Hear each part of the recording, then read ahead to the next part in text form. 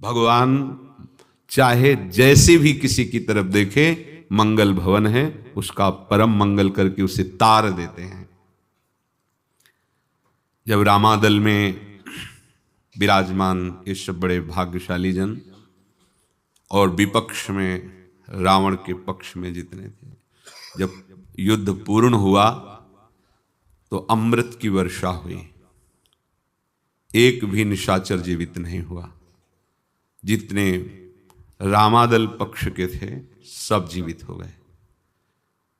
तो आश्चर्य हुआ कि अमृत तो दोनों दल में वर्षा, फिर असुर पक्ष में कोई जीवित ही नहीं हुआ।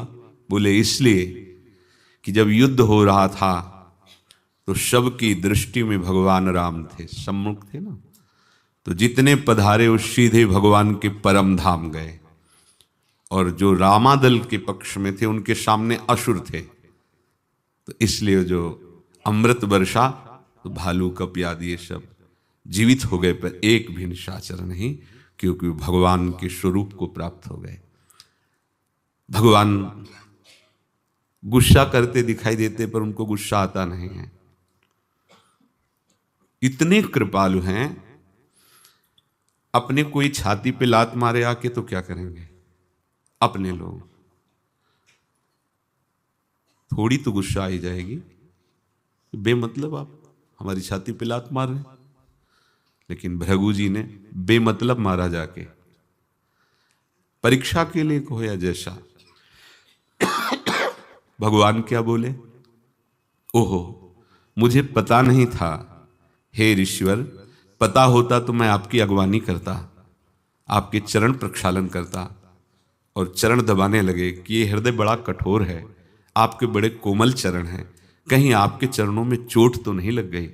भृगु जी के आंसू आ गए कि ऐसी कृपा तो हम, और बोले आपका ये चरण चिन्ह कभी भी अवतार लूंगा तो ये जरूर रखूंगा।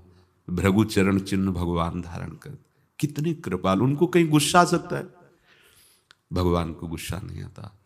वो असुरों को भी वो परम पद देते हैं जो बड़े बड़े मुनिजन साधना करके तपस्या करके चाहते हैं, वो पद भगवान असुरों को दे देते हैं थोड़ी देर की क्रोध लीला करके। ऐसा कोई न समझे कि भगवान नाश कर देते हैं, कभी कहीं ऐसा उदाहरण नहीं आया। जो भगवान में कैसे भी जुड़ गया, चाहे क्रोध से, चाहे काम से, चाहे लोभ से, कैसे भी, उसका परम मंगल हुआ। आज तक शास्त्र साक्षी हैं। हृदय में भगवान को प्रकाशित करना बहुत दुर्लभ बात है, क्योंकि कोई साधु ही हृदय में भगवान को प्रकाशित करता है। जब तक हमारे हृदय में भगवान प्रकाशित नहीं होते तब तक आनंद क्या है हम जान भी नहीं सकते। वो ज्ञान विज्ञान की बातें छाटते रहना वो एक अलग बात है।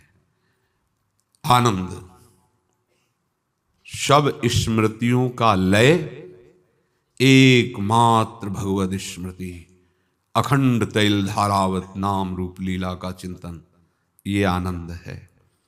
और ये जिसके हृदय में होता है, भगवान एक क्षण के लिए उनका हृदय नहीं छोड़ते हैं। भगवान कह रहे हैं परित्राणाय साधूनाम विनाशाय च दुष्कृताम धर्म संस्थापनार्थाय संभवामि युगे युगे। अपने प्राण प्रिय भक्तों की, संतों की रक्षा करने के लिए और पाप कर्म करने वालों का विनाश करने के लिए, धर्म की भली भांति स्थापना करने के लिए मैं युग युग में प्रकट होता हूं, अपने को प्रकाशित करता हूं। परित्राणाय साधूनाम, साधु जनों के द्वारा कभी अधर्माचरण नहीं होता। साधुते होए न कारज हानि। जो वास्तविक भगवान के चरणों का आश्रय लिए हुए हैं, उनके द्वारा कभी किसी का अहित अमंगल कभी नहीं हो सकता। वही संत जन ही धर्म की ध्वजा हैं। सच्ची मानिए, कलयुग तभी अपना विस्तार कर पाएगा जब संत महात्मा अंतर्ध्यान हो जाएंगे। इस पृथ्वी में जब तक नाम जप करने वालों की चरण रज है, तब तक कलयुग अपना पूर्ण प्रभाव नहीं डाल सकता। जब तक